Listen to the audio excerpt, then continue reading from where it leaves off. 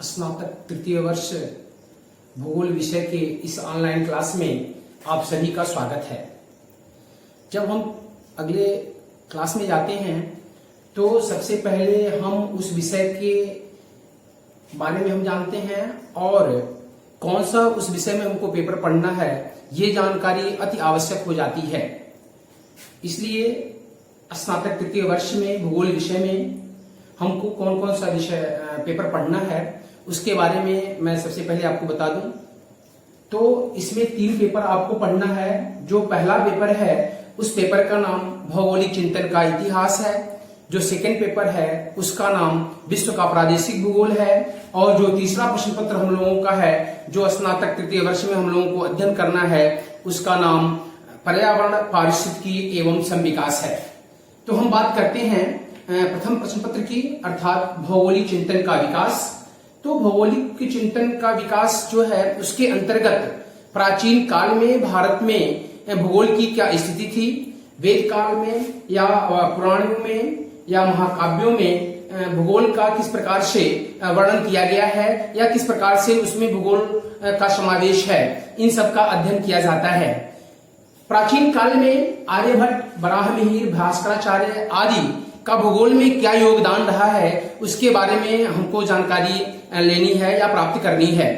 साथ ही साथ भूगोल के विकास में जो विश्व के विभिन्न संप्रदाय हैं उनका भूगोल के विकास में क्या योगदान है उसका भी हम लोगों को अध्ययन करना है। चाहे वो जर्मन संप्रदाय हो, चाहे अरब संप्रदाय हो, चाहे ब्रिटेन संप्रदाय हो, चाहे सोवियत संप्रदाय हो, इन सभी संप्रदाय या यूं कहें उन देशों के विद्वानों का जो भूगोल में योगदान रहा है उसके बारे में हमको अध्ययन करना है। तो ऐसे में हम भारत में प्राचीन काल में क्या भूगोल का विकास हुआ है उसके अध्ययन करने के साथ ही साथ मध्य युग में अरब में अर्थात यूनान में जो भूगोल का विकास हुआ है उसका अध्ययन करना है। और उसमें जो विद्वान है जैसे अल बरूनी, अल मसूदी, इन सब का अध्ययन भूगोल के विकास में इनका क्या योगदान रहा है, कौन कौन सी इनकी रचनाएं रही हैं, उन सभी का अध्ययन करना है। साथ ही साथ जर्मन भूगोलवेत्ताओं का भूगोल में क्या योगदान रहा है उसका भी हम लोगों को अध्ययन करना है। जर्मन भूगोलवेत्ताओं के अंतर्गत हम लोग हेटनर को पढ़ेंगे, हमबोल्ट को पढ़ेंगे, फॉरेस्टर्स को पढ़ेंगे, रिस्टोफेन को पढ़ेंगे, रेडजेल को पढ़ना है हम लोगों को। उनका भूगोल के विकास में क्या योगदान रहा है इन सब का अध्ययन हम लोगों को प्रथम प्रश्न पत्र में करना है। इसके बाद जो अगला संप्रदाय आता है वो फ्रांसीसी भूगोलवेत्ताओं का आता है। तो फ्रांसीसी भूगोलवेत्ता में ब्लास एवं ब्रुन्स महोदय की कौन सी रचनाएं हैं, भूगोल के विकास में उनका क्या योगदान रहा है, इसका हम लोगों को अध्ययन करना है। जो अगला संप्रदाय है वो अगला संप्रदाय हम लोगों का है वो सोवियत संप्रदाय का है। सोवियत संप्रदाय के अंतर्गत हम लोगों को लोमोनोसोव, डोकुचाएव आदि विद्वानों का, वाराणसी आदि विद्वानों का अध्ययन करना है। उनका भूगोल में क्या योगदान रहा है इसका अध्ययन करना है। इसके साथ ही साथ ब्रिटिश भूगोलवेत्ताओं का भी योगदान हम लोगों का पढ़ना है। हम लोगों को पढ़ना है कि भूगोल में उनका क्या योगदान रहा है।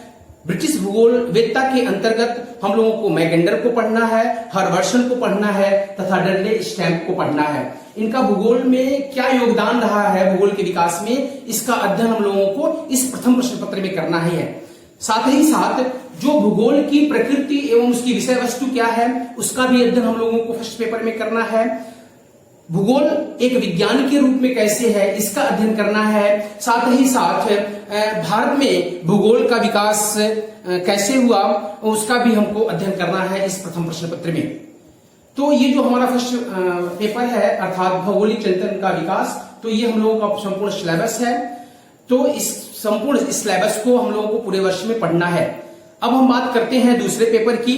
तो दूसरा जो हम लोगों का पेपर है वह है विश्व का प्रादेशिक भूगोल।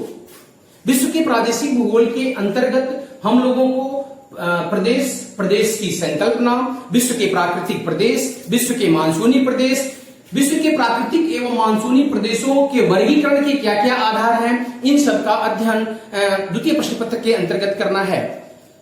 इसके अलावा विश्व का जो त्रिस्तरीय विभाजन है उसका भी अध्ययन हम लोगों को सेकंड पेपर के अंतर्गत करना है। विश्व का त्रिस्तरीय जो विभाजन है वो विभाजन के विभिन्न आधारों पे विश्व का वर्गीकरण किया गया है। ऐसे में हम जानते हैं कि विश्व का जो 3 वर्गीकरण लास्ट में निकल के आता है वो विकसित, विकासशील और अल्प विकसित राष्ट्र है। ऐसे में हम लोगों को इस सेकंड पेपर में जो 3 राष्ट्रों का ये बंटवारा है या 3 त्रिस्तरीय विभाजन है, उस त्रिस्तरीय विभाजन में जो विकसित देश है उसके अंतर्गत हम लोगों को यूएसए का अध्ययन करना है। विकासशील देशों के अंतर्गत हम लोगों को ब्राजील का अध्ययन करना है तथा अल्प विकसित राष्ट्र के अंतर्गत मिस्र अर्थात इजिप्ट का अध्ययन करना है।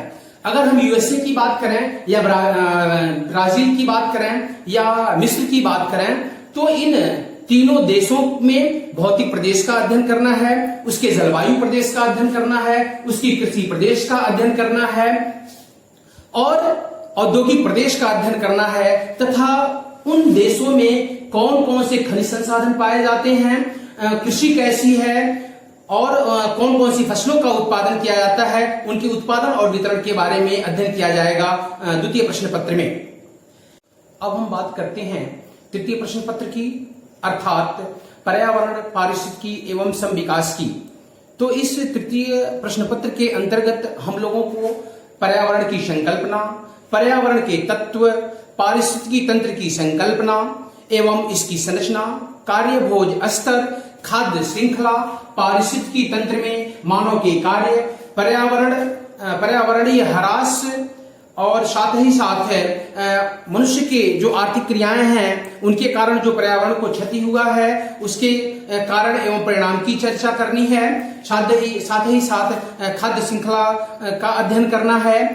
पर्यावरणीय संकट जो है या पर्यावरणीय ऊर्जा संकट जो है उसका अध्ययन करना है हम लोगों को। अम्ल वर्षा उसका अध्ययन करना है। हरित गृह प्रभाव, ओजोन परत का क्षरण, भूमंडलीय तापन आदि का अध्ययन इस तृतीय प्रश्न पत्र के अंतर्गत करना है। साथ ही साथ विश्व में जो निर्वनीकरण अर्थात वनों का जो विनाश हो रहा है उसके कौन से कारण हैं और उसके क्या परिणाम हमारे सामने आ रहे हैं, उन सभी का अध्ययन इस तृतीय प्रश्न पत्र के अंतर्गत हम लोगों को करना है। इसके अलावा हम लोग पर्यावरणीय प्रदूषण के अंतर्गत जल प्रदूषण एवं वायु प्रदूषण तथा उनका क्या परिणाम है तथा मानव पे उसका क्या परिणाम पड़ता है, पर्यावरण पे उसका क्या परिणाम पड़ता है, इन सभी का अध्ययन हमको इस तृतीय प्रश्न पत्र के अंतर्गत करना है। इसके अलावा भारत में निर्वनीकरण के कारण एवं उसके क्या परिणाम है इसका अध्ययन करना है। भारत में मृदा अपरदन एवं उसके कारण इसका अध्ययन करना है। जल प्रदूषण का अध्ययन करना है। बाढ़ प्रकोप, बाढ़ का क्या प्रकोप है, बाढ़ के आने के कारण एवं उसके परिणाम इसका अध्ययन करना है। नगरीकरण का पर्यावरण पर क्या प्रभाव पड़ता है इसका अध्ययन करना है। साथ ही साथ जो विभिन्न नदी घाटी परियोजनाएं हैं उनका पर्यावरण पे क्या प्रभाव पड़ता है और उन सभी परियोजनाओं का जो जब विकास हुआ है तो वहां लोकल में कौन कौन से समस्याएं उत्पन्न हुई हैं, उन सब का अध्ययन हम इस तृतीय प्रश्न पत्र के अंतर्गत करेंगे। इस वीडियो में आज के लिए इतना ही। धन्यवाद।